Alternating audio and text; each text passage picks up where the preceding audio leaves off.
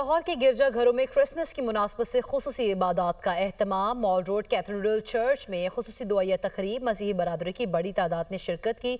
इस हवाले से मजीद बता रही हैं दुनिया न्यूज़ की नुमाइंदा सामिया सईद।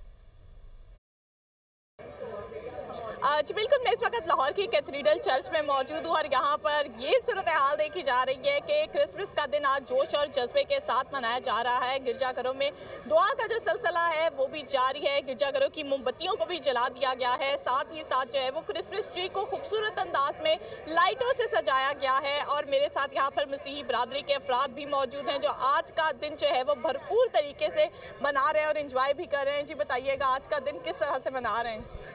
जी, इबादत से काम शुरू हुआ है, दिन शुरू हुआ है और शाम अभी जाएंगे, लाहौरी नाश्ता करेंगे, उसके बाद घर जाएंगे। शाम को मेहमानों को इनवाइट किया है, दावत रखी है, मिलेंगे, गिफ्ट एक्सचेंज होंगे और जिनके पास नहीं है उनसे भी शेयर करेंगे।